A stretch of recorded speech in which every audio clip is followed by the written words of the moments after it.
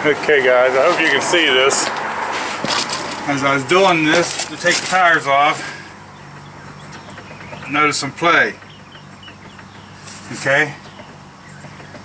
And if you look down here, you can see that it's in the wheel bearing because the ball joints aren't moving. So, but anyway, see there, I was getting all the life I could out of these tires. I got cords showing in them. But anyway, so I guess now we're going to do the wheel bearing on this thing. Okay, first thing I'm going to do here is pop the cap on the master cylinder.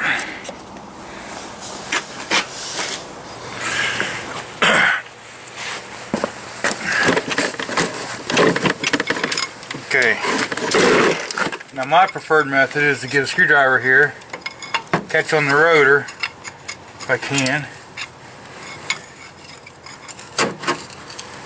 and then pull the caliper. And the caliper should go with screwdriver pressure.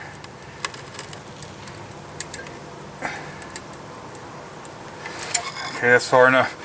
Now, the reason I do that is because when I pull this, it's not going to be easy. You just pull it and you'll feel the slowly coming to you. But that checks my slides. It checks my rubber hose. So at this point, before I take anything else apart, I know the slides are good, I know the caliper is good, and I know this hose is not restricted. So that's my theory on that. I'll take these two bolts out of the brakes. Probably a 13. Nope.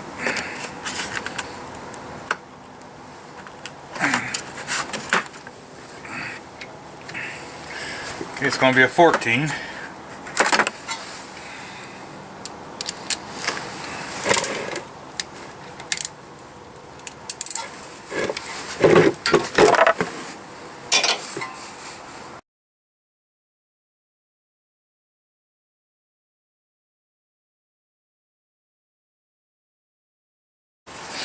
Now what I like to do is I like to take the caliper off, and then I like to run a wire through it.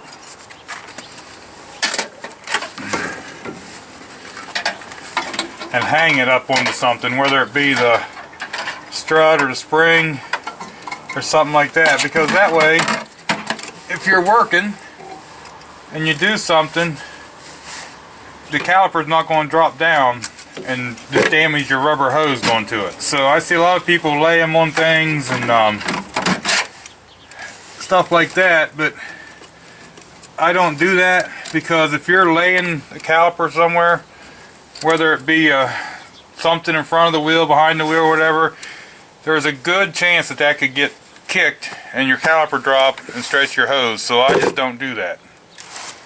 Now we'll remove these little things from the brakes here, and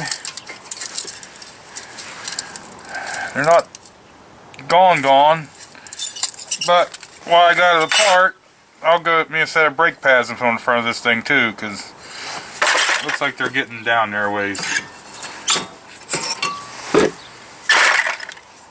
Now there's two more bolts back here that takes the caliper bracket off. 17mm appears to fit on these. Now a lot of times these will be tight.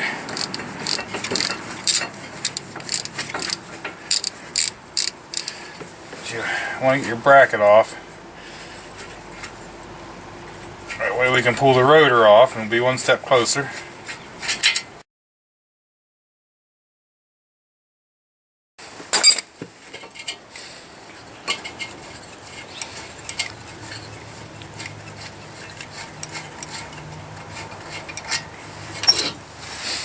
Okay, now there's a bracket off of there. And now I can slide the rotor off. Okay, what I've done now, I took a bolt out of here and a bolt out of here.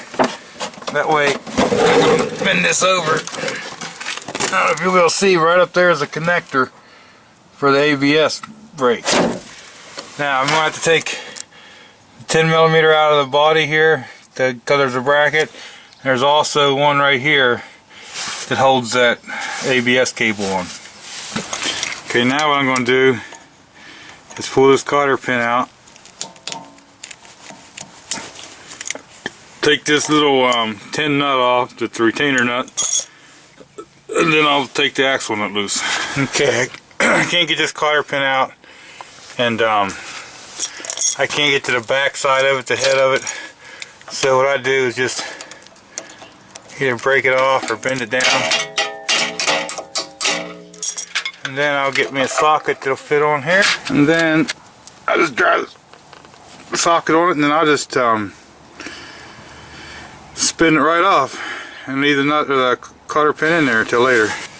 Okay, so now that I got that off, you can see where the cotter pin went, and it's really soft, so I can either take a little punch and tap it through, or even just take a little drill bit. Now a lot of people put a pickle fork and stuff in here, but here's my preferred method. Let me see if I can do this with holding the camera.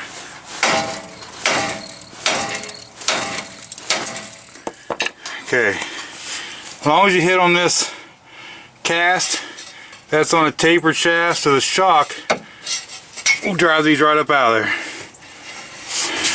So here's a nut on the bottom ball joint, but they got it so close to the shield here and everything, and I got looking, and this is actually a bolt-on ball joint. There's two nuts here and a bolt that comes up through, and if I just take them out, I can just slide that whole ball joint out of there.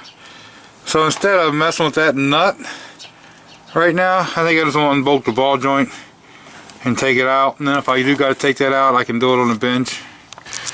Okay, now this one is kind of rusty, so I'll probably get a pattern from it, but without knowing if these are eccentric or not, I always just like a scribe mark. That way I know where they was at, and that'll get me closer to my alignment. So that's what I like to do, is make the scribe mark. Alright, now what I'm going to do here, let me get that on there, is I'm going to try to back them off.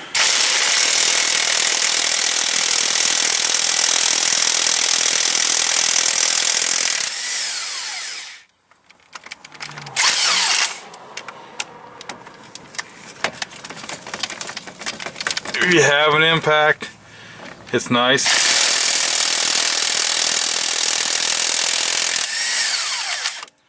Okay, now I don't have to get me a wrench to put on the back side, and then I'll remove those two bolts from the strut and the knuckle. Okay, now that I got that, I'm going to push this axle through and pick it up off of the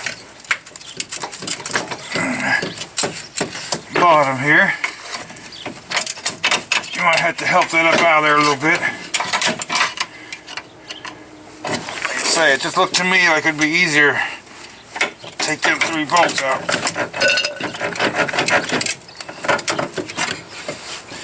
Now you want to hold on to the axle and pull it through, because you never want to overexert one of these axle shafts, because you'll pull a lot of them apart. Okay. Now I'm going to take this bolt out of here, and that'll let this sensor come out. Okay. Now the reason I did it the way I did it, because I'd done the wheel bearing on the other side of this once, and this bolt broke off and everything, and I couldn't hardly get it out of there. So this one I just tried, it is loose. So seeing as how it's loose, we're going to pull this out and pull the sensor out. That way it'll be out of harm's way. Now I don't know if you can see or not, but on the end of this there's a whole bunch of metal filings and shavings and stuff. You want to make sure you can clean that off the best you can. Just wiping it off and everything. You don't want to sand on it or do nothing like that. But a lot of times those metal shavings will get up into this ring, and this counter ring here has little spaces in it, and this sets right there, and as it goes by it gives the pulse where it breaks and opens the thing. If you get too many of the metal shavings, sometimes that will mess up your speed sensor, so it's a good thing just to clean them off. Okay, I don't know how well you'll see this, but there's a ring right here, a little snap ring like, and they was nice enough to give you a couple notches to get in there. That keeps you from having to try to dig in behind there with a little screwdriver or a pick or something. Now this one's fairly stuck. I wiped all the rust out and I sprayed a little bit of penetrating oil in there. What I like to do is I just like to go around and just tap that ring.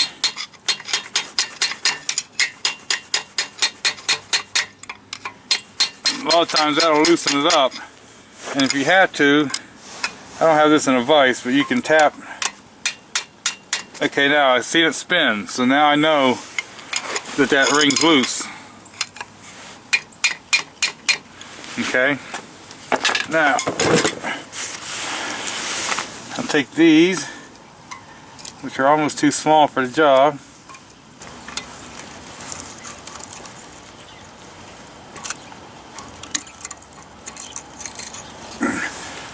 Okay, now there's the clip that they had in there. That's what holds that bearing in. Well, it's press fit too. Alright, I realized my camera battery went dead and the last thing I filmed didn't work. But what I did was I stuck this in a vise, just down in like this, so that the top of the vise was resting and kind of like cradled it right here around this thing. And then I just took a socket in here on this centerpiece, and I took a 3-pound hammer and I just slammed it a few times and that center fell right out. Okay, the center hub did, and the bearing kind of come apart a little bit with it. Now what I got here is there's a race right here. Alright, the inner race of that bearing, it didn't come out yet, so I still got to remove this from this shaft, and I still have to remove the rest of the bearing. Okay, what I got here, I got this that fits on this lip right here. Okay, so that won't let me get it all the way out, but it'll let me get the bearing traveling a good ways out. So there's what I'm going to do for right now. I would have took one of these rings, but I don't have a ring for some reason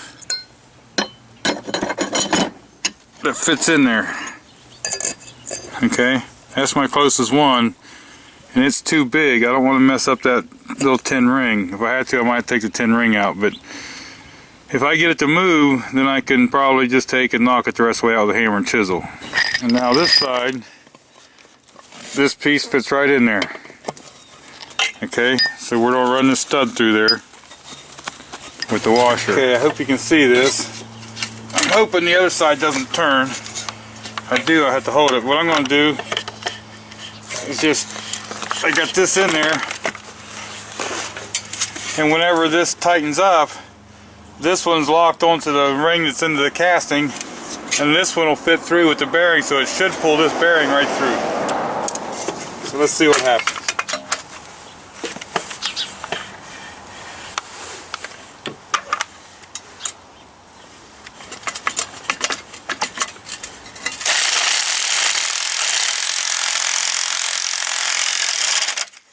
And I don't know if you can see, but as I do that, it should be pulling this right in.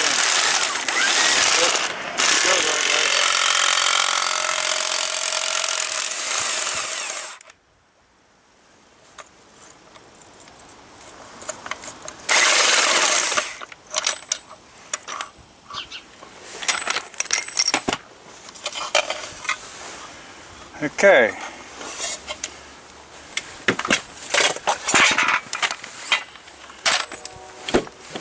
So much for that tool.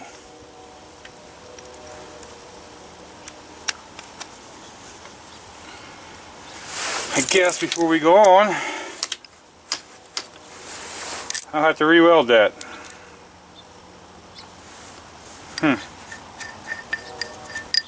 Who would have thought? Who would have thought something from Harbor Freight would break? Alright, let me go weld this. And then we'll be back for round 2. It'd be a lot easier if I just had a press. Okay guys, I'm impatient, so I decided to just drive it out, and then I'll fix the tool.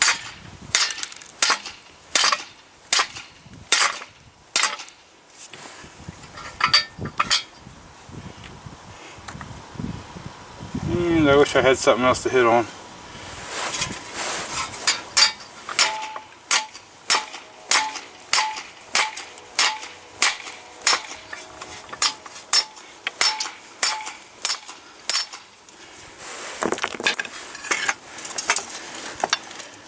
coming.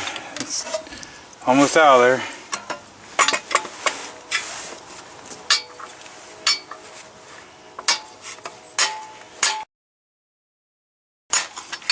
I know it's not the best thing on the tools, but guys, sometimes you just got to do what you got to do.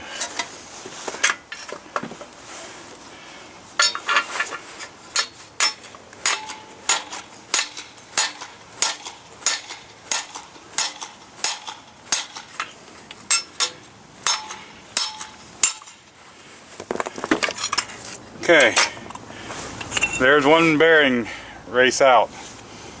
Okay, so now I'm going to wipe this all out real good and clean it up, and then we'll drop the new bearing in.